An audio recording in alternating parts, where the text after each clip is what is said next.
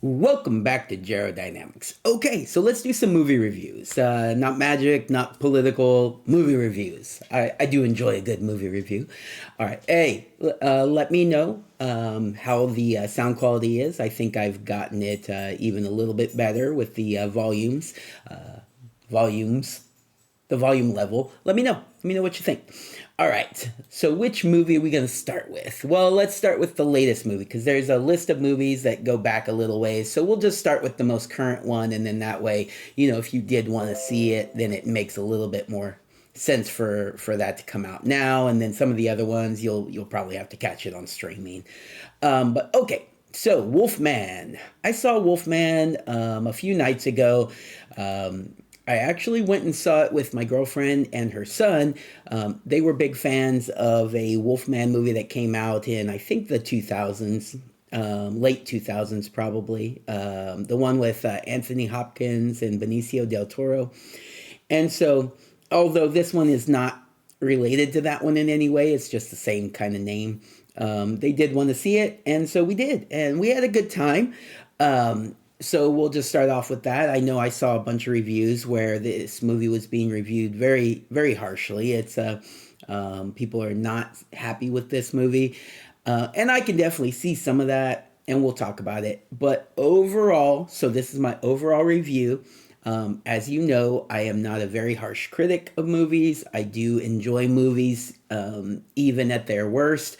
So I am not going to be one of those people that's just nonstop down talking the movie, but I'll say some things, that it probably could have done better, some things it probably could have left out, and then what were the pluses and minuses of it, basically. But let's do the typical stuff that I do here. Let's talk about who made this movie, who was in it, and what I think of them.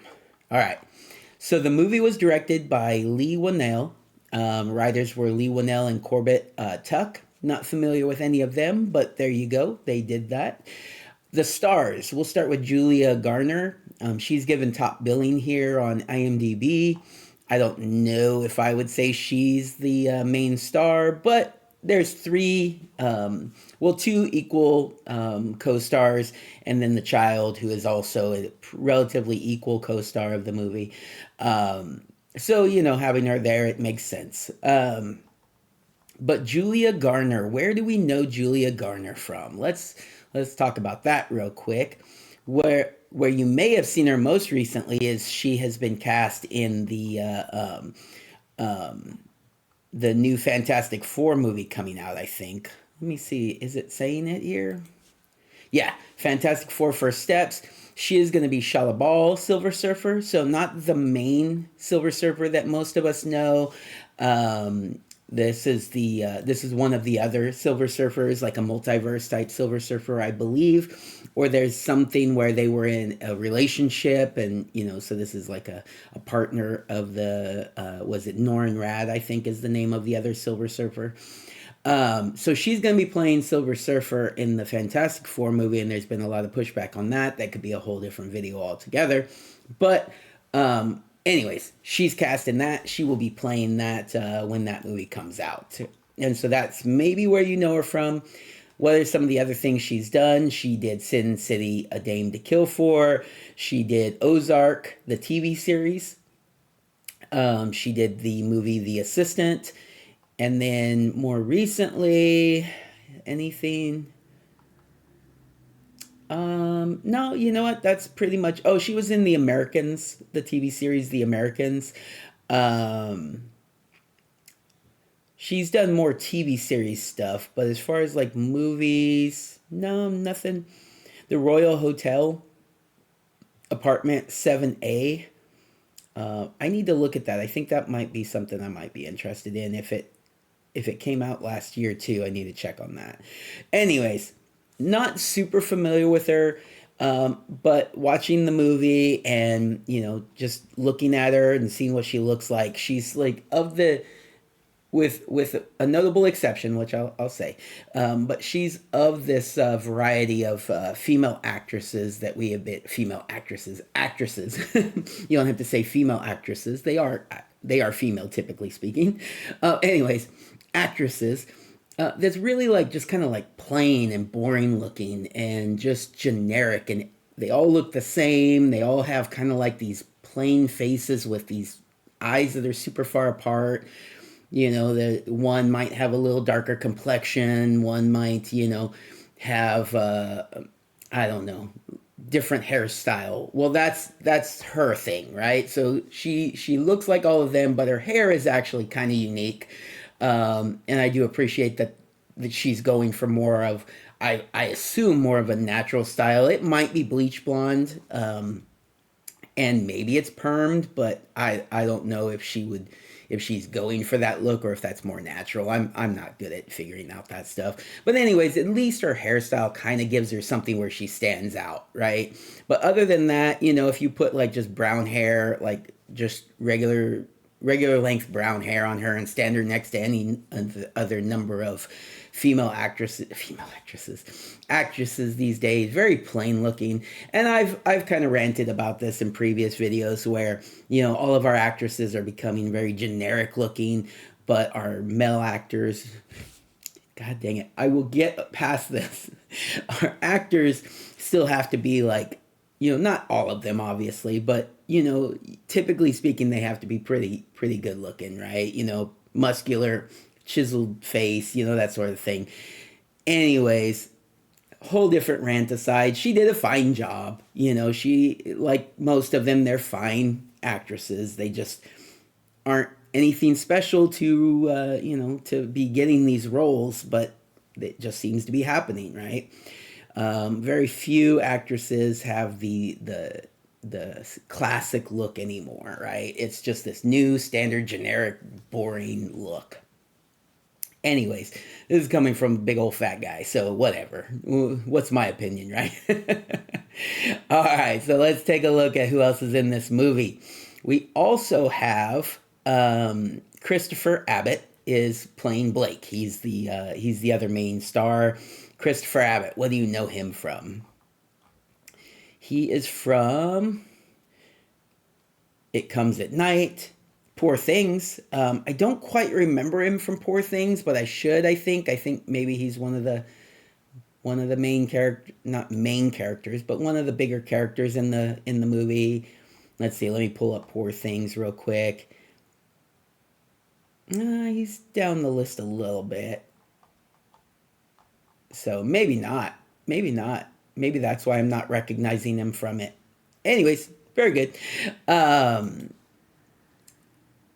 what else is he in? He was in Craven the Hunter. I did recognize him from Craven the Hunter. He was the foreigner in Craven the Hunter. So actually, that's one of the other movies I need to do a movie review for. So I'll talk about him during that movie. He is also in anything else that's standing out to me.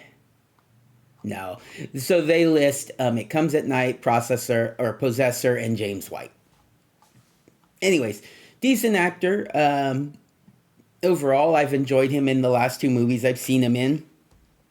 Could it have been a little better in Wolfman? Sure, it could have been, but he wasn't terrible. Um, and we'll get to some of the reasons why it probably could have been better, and most of those aren't his acting, right? Most of those are some other thing. Oh, it looks like he was in Bring Them Down with Barry Cogan.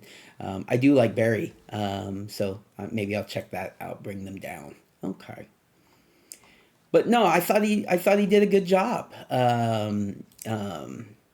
It was other things that were kind of bringing it down. All right, then we have a couple others. Let's talk about Matilda first. So Matilda first plays Ginger. She was the child who is kind of like takes up the other majority of the screen time. She's from Subservience, Disenchanted, and Time. And yeah. So she was in Starve Acre. So I still have yet to see that, but that's definitely something that's on my list of movies that I want to watch on streaming. So Starve Acre. But yeah, I thought she did a great job for a child actress. Definitely good stuff. Didn't pull me out of any scenes. She held her own. She didn't have equal screen time to the mother and the father, obviously. Not obviously, but That's something probably should have answered, but anyways, busy. Julia Garner and Christopher Abbott play husband and wife, Charlotte and Blake. Matilda Firth plays Ginger, their daughter. She doesn't have equal billing to she doesn't have equal billing to her mother and father. Like, she's not on the screen as much as them, but she's good. She is in the movie quite a bit. Then we have Sam Yeager playing Grady. We have Benedict Hardy playing Derek. We have that gives a spoiler, so I'm not going to say that, but that is a really weird spoiler. I will touch on a spoiler at the end because this kind of is weird to me. Anyways, we'll come back to that. All right. So anyway, so the majority of the movie has those three. Benedict Hardy plays Derek. Derek is in the movie for just a little bit, but kind of like an important role. Sam Yeager plays Grady, who is Blake's dad, and he's in the beginning of the movie. And then, yeah, that's about it. That's all I really need to touch on there. Okay, so basically the concept is Blake is a child who is initially, or at the start of the movie, is living with his father. His father kind of lives out in the wilderness of Oregon, and is trying to teach him to be independent and be able to take care of himself, and survive the harshness of that environment.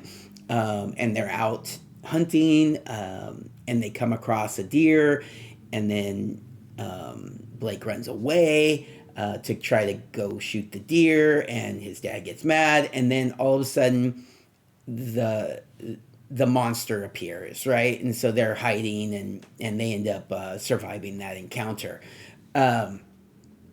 And so then it's kind of skips ahead to Blake being in the city with his wife and his kid. It's made clear that he is not in contact with his dad anymore. He's having problems with his wife, a little bit of problems with his daughter as well, in that he doesn't want to scar his daughter, and that's where some of the negative stuff comes into play about the reviews. He's talking about scarring his daughter, and later in the movie they talk about generational trauma, as if his dad was like traumatizing him by teaching him how to be a man. So there's some definitely anti-masculinity narratives, and some generational trauma based on a dad teaching his son to do things. It's weird, and so that's where some of the bad review stuff is coming from. And so he doesn't want to scar his daughter, and and he's having trouble with his wife, and then he finds out his dad has passed away, or not. So he finds out that his dad has been declared deceased. His dad had been missing for a while, apparently, but they finally officially declared him deceased. So he gets his dad's house, and he needs to go up there and clear out his dad's house, and they're probably going to, the goal is to probably just sell it. And so they're going up there to do that. So they go up to the wilderness to try to work on their marriage, and to try to get the house ready to sell, or whatever they're going to do. And then they come across Derek. Derek, is that who? Yeah, they come across Derek, who knew Blake as a child, and they're about the same age. And so he's like, Blake is lost, so he said, like, I'll take you to your dad's house.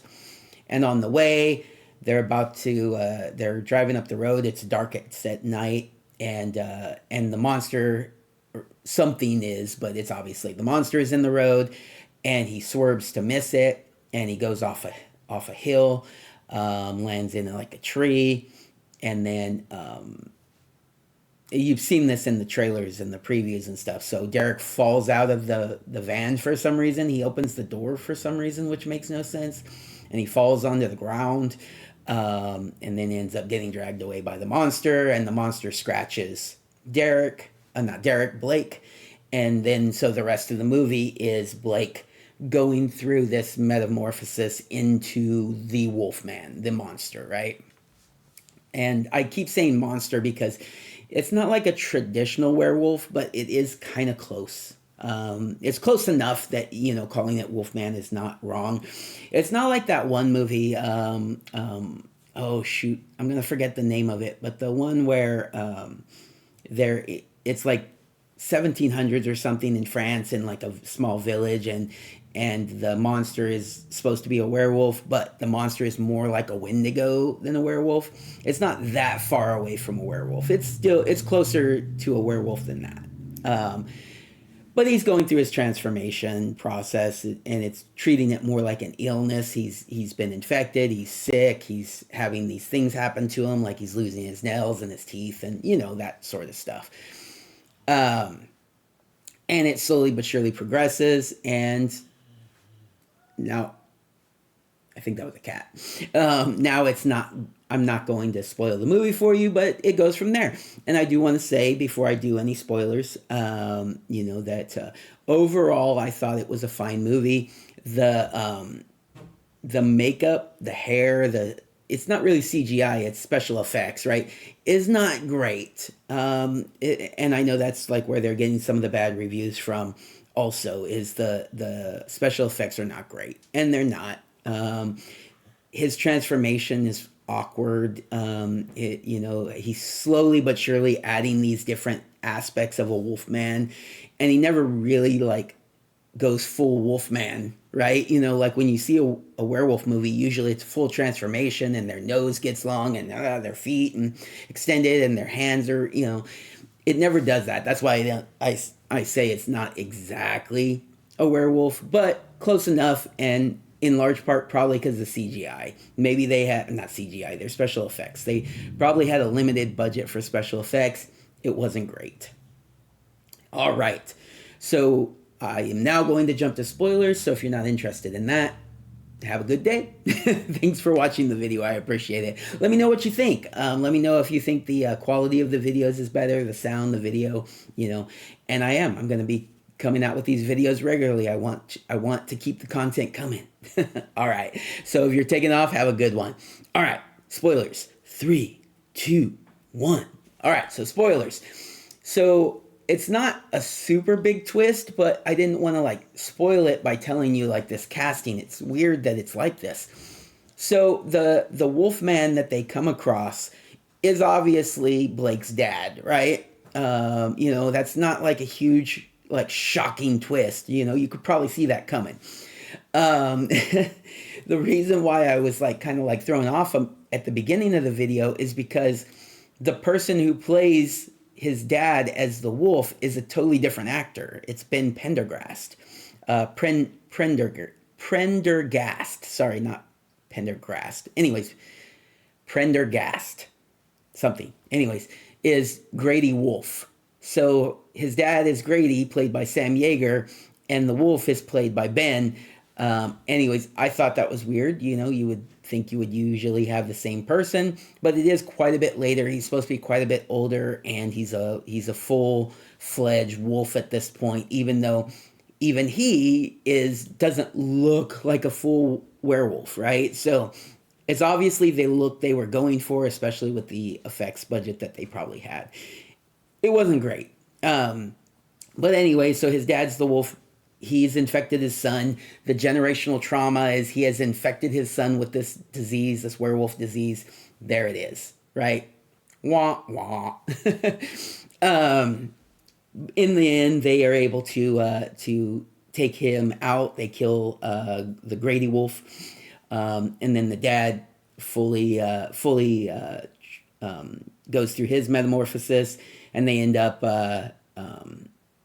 getting away from him, but he chases them, even though he had to like, I know. He got his foot caught in like a bear trap, and he chewed his leg off like a wolf. Okay. Anyways, so I know.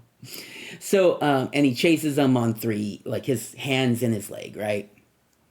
Again, not a full transformation, human with 1 missing leg that should be like bleeding out. He should be dying, but whatever. Anyways. And he chases them through the forest, and they get to the same deer blind that him and his dad were in at the beginning of the movie. And the same scene is coming where he's climbing up the tree, but you don't quite see him, and you see it from the perspective of the deer blind. But in the beginning of the movie, it didn't actually show the wolf monster man, the Wolfman monster, whatever you want to call it. But this time he pops his head up and he's just kind of looking at his wife and his daughter like, "Arr." And then, it's basically like the daughter's like, he wants us to end him, right? And it's just like, oh, okay, well, I don't want to shoot him, but then he lunges to make her like shoot him, and so she shoots him, and he dies, and they're in the Oregon wilderness, and yeah, they probably made it out. It's just where we are because they don't have a car anymore. They drove up in a truck that's been wrecked, and they're not survivalists. They're from the city, so yeah, sure, they probably made it out okay. But yeah, it ends with them looking off in this at this tranquil valley with a sunrise happening at this point, which is the same one his dad, or the man and his dad saw when he was a young boy, and it's beautiful, right? It's a nice view, but it's also very telling how far they have to get across the Oregon wilderness with no water, no food, no survival skills. Sure, they make it. All right, everybody, let me know what you think. Am I weird for trying to stay positive about this movie? Am I weird for like my little rant about generic looking actresses? Is the sound quality of the video good? Anyways, let me know what you think. All right, everybody, take care. Have a good day.